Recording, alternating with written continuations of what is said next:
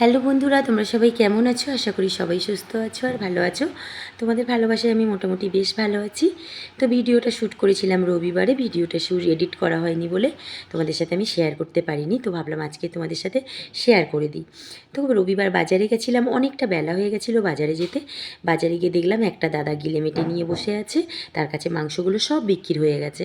তো তার কাছ থেকে 700 গিলেমেটে ছিল, নিয়েছিলাম পুরোটা, আর 700 মতো মাংস নিয়েছি। মেয়েটা গিলেমেটে খেতে একদমই ভালোবাসে না, তার জন্য মেয়ের জন্য মাংস নিয়েছি 700। আর এখানে মাংসটা পুরো ধুয়ে পরিষ্কার করে আমি রেডি করে নিয়েছি। রেডি করে আজকে তোমাদের মাংসটা কিভাবে রান্না করি এটাই তোমাদের সাথে শেয়ার করব। তো কড়াতে দিয়ে দিয়েছি ফরচুনের সর্ষের তেল, পরিমাণ মতো দিয়ে দিয়েছি, তেজপাতা দিয়েছি দুটো, একটা শুকনো লঙ্কা ফোড়ন দিয়েছি, দারচিনি দিয়েছি, দিয়ে আর একটু জিরে ফোড়ন দিয়েছি। আর আমি আগে থেকে যেহেতু শিলে মশলা বাটি বলে আমি স্নান করার আগে মশলাটাকে পেস্ট করে রেখে দিই। তো লঙ্কা, আদা, কাঁচা লঙ্কা আর রসুন একসাথে পেস্ট করে রেখেছিলাম। আর দুটো টমেটো দিয়ে দিয়েছিলাম। টমেটো নালে মাংসটা কিন্তু ভালো হয় না, কিন্তু আমার সব কিছু তরকারিতে টমেটো লাগে। তো টমেটোর এখন এত দাম কি বলবো, মাঝে মাঝে আমার বর তো ভীষণ রাগ করে, মাঝে মাঝে বলে যে টমেটো আনবে না। তো যেহেতু আমি খেতে খুব ভালোবাসি টমেটোটা, তার জন্য কিন্তু টমেটো আমার জন্যই আনা হয় বাড়িতে।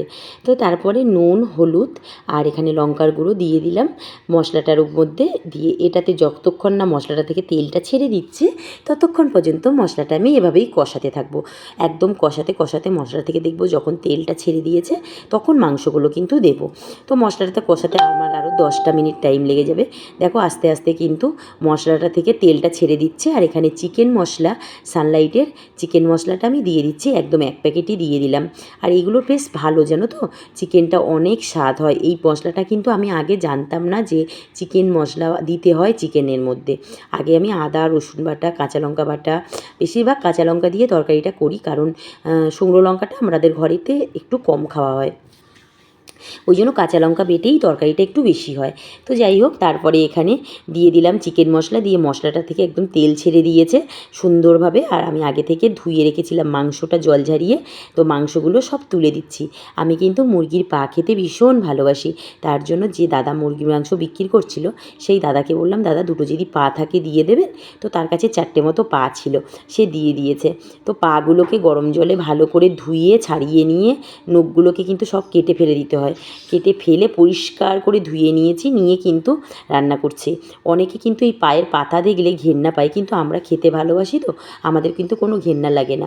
তো যাই হোক, মুরগির পা কিন্তু ভীষণ টেস্ট, মাংসর থেকে পায়ের কিন্তু একটা আলাদা টেস্ট লাগে। তো জানি না যারা খায় না হয়তো তারা ঘেন্না পাবে, কিন্তু আমরা খেতে ভালোবাসি তো আমাদের কাছে ভীষণ টেস্টি লাগে। তো মাংসটা থেকে কী পরিমাণ জল বেরিয়েছে তোমরা দেখো। তো যাই হোক, ঢাকা দিয়ে এইভাবে কষতে কষতে ঢাকা দিয়ে রাখছি আর কষছি। 10 মিনিট পর পর খুলছি।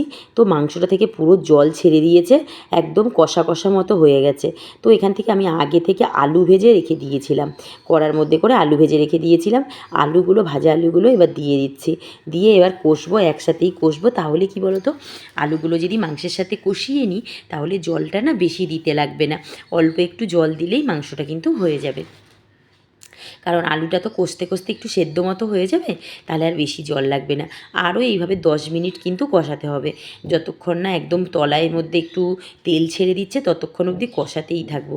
আর এদিকে আমার মেয়ে 14 বার করে একবার করে এসে বলছে, মামা মাংস কষানো হয়েছে, তোমার কি মাংস কষানো হয়েছে, বারবার জিজ্ঞাসা করছে। কারণ কেন বলো তো বন্ধুরা, আমার মাম্মাম না কষা মাংস খেতে দারুণ ভালোবাসে। মাম্মাম কেন বলছি, আমি নিজেও খুব ভালোবাসি কষা মাংস খেতে। তো মাংস রান্না করলেই মাম্মামের জন্য 2 পিস, আমার জন্য 2 পিস কষা মাংস, দুজনের জন্য 2 পিস করে তুলে নিই, কারণ আমরা তরকারির মাংসটার থেকে কষা মাংসটা একটু বেশি ভালোবাসি। তো এখানে আলু দিয়ে আরও পরিমাণ মতো ভালো করে কষিয়ে নিচ্ছি, একদম মানে কড়ার তলায় যতক্ষণ না বেশ লেগে লেগে যাচ্ছে। আর এখানে গরম জলটা ফোটাচ্ছি, মাংসের মধ্যে দেবো বলে জলটা ফুটিয়ে নিচ্ছি। এবার কিন্তু বন্ধুরা বেশ একদম কষানো হয়ে গেছে, কড়ার তলায় লেগে যাচ্ছে আর তেল ছেড়ে দিয়েছে, একদম মাংসটা ভালোভাবে কষানো হয়ে গেছে। আর আমার মাম্মাম এদিকে বাটি নিয়ে দাঁড়িয়ে রয়েছে, কষা মাংস তুলে দেবো তার জন্য দাঁড়িয়ে রয়েছে। তবে এই গরম জলটা এবার মাংসের মধ্যে আমি পুরোটাই ঢেলে দেবো। তো বন্ধুরা মাংসের মধ্যে গরম জলটা ঢেলে দিয়েছিলাম, তারপরে আমি 10 মিনিট আবার ঢাকাও দিয়ে দিয়েছিলাম, দিয়ে ফোটালাম। ফোটানোর পরে দেখলাম আলুটা একটু সেদ্ধ হতে বাকি রয়েছে, তো আবার আমি ঢাকা দিয়ে দেবো, 2 মিনিটের জন্য ঢাকা দিয়ে দেবো। তো 2 মিনিট পরে ঢাকাটা আমি আবার খুললাম, খুলে দেখছি যে আমার আলুটা পুরোপুরি সেদ্ধ হয়ে গেছে। তো বন্ধুরা এবার গরম মশলা দিয়ে দেবো উপর থেকে, আর একটু ঘি দিয়ে দেবো, ঘি গরম মশলা দিয়ে আর ঢাকা দিয়ে রেখে দেবো। আমি খুব হালকা পাতলা করে রান্না করি, কারণ হালকা পাতলা রান্না করলে না শরীরটা মাম্মামেরও খারাপ হবে না, আমারও খারাপ হবে না। আর যদি এটা কোনো কিন্তু রিচ করে করিনি, খুব হালকা করে করেছি, কাঁচা লঙ্কা বাটা দিয়ে তরকারিটা হয়েছে। আর আমাদের ঘরে সবাই কাঁচা লঙ্কার তরকারি খাওয়াটা কিন্তু খুবই ভালো, পেটের সমস্যাও হবে না। এখানে গরম মশলা দিয়ে আর এই ঘি দিয়ে দিচ্ছি, ঘিটা দিয়ে এবার ঢাকা দিয়ে দেবো।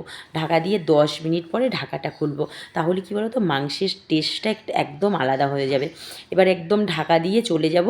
10 মিনিট পরে একদম আমার বর আসবে, তারপরে সবাই একসাথে খেতে বসবো। তো বন্ধুরা 10 মিনিট ধরে ঢাকা ছিল, 10 মিনিটের উপরে ঢাকা ছিল। তারপরে এখন বাজে 2:30 মতো বাজে। তারপর আমরা সবাই মিলে খেতে বসেছি, আমার বর, মেয়ে, আমি সবাই মিলে সবার জন্য ভাত বেড়ে নিচ্ছি। আর এখানে মাংসটা ঢাকা আছে, এখন তোমাদেরকে খুলিনি, খুলে দেখাবো যে কত সুন্দর একটা কালার বেরিয়েছে, তোমরা নিজেরাই দেখো। একদম হালকাভাবে রান্না করেছি, কোনো রিচ নেই। তো দেখছো কত সুন্দর একটা কালার বেরিয়েছে। আর আমরা যেহেতু আলুটা একটু বেশি ভালোবাসি বলে আলুটা একটু পরিমাণে বেশি দিই, কারণ আমাদের 1 পিস 2 পিস আলুতে হয় না। আমাদের মনে হয় মাংসের আলু 2 পিস 3 পিস 4 পিস না হলে ঠিক পোষায় না। তো যাই হোক, তোমরা যতটা ভালোবাসবে ততটাই দেবে। আমরা একটু আলু খাই বলে আমরা একটু বেশি পরিমাণে আলুটা দিই। তো যাই হোক, এখানে আছে আজকের 1 কিলো 250 মতো চিকেন, আর তার মধ্যে দিয়েছিলাম মনে হয় আলু গুনে গুনে এই 2 পিস 3 পিস করেই হবে, কারণ এটা আমার দুবেলার মাংস, ওর জন্য একটু বেশি আলু দিয়েছি, কারণ দুবেলা হবে তো ওই জন্য দিয়েছি।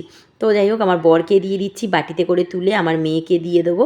আর আমার মেয়ের তো খুব খিদে পেয়ে গেছে, আমারও নিজেরও খুব খিদে পেয়ে গেছে, যেহেতু আজকে সকাল থেকে আমি আজকে কিছুই খাইনি, জলখাবার খাওয়ার মতো সময় পাইনি বলে জলখাবারটা আর খাওয়া হয়নি। আমার বরকে দিয়ে দিচ্ছি, আমার মেয়েকেও দিয়ে দেবো, আর আমি নিজেও নিয়ে নেব। তো আজকের ভিডিওটা তোমাদের কেমন লাগলো, মাংসটা কেমন লাগলো, রেসিপিটা কেমন লাগলো তোমরা জানিও। আর এইভাবে হালকাভাবে রান্না করলে কিন্তু বাচ্চাদেরও শরীর খারাপ হওয়ার ভয় থাকে না।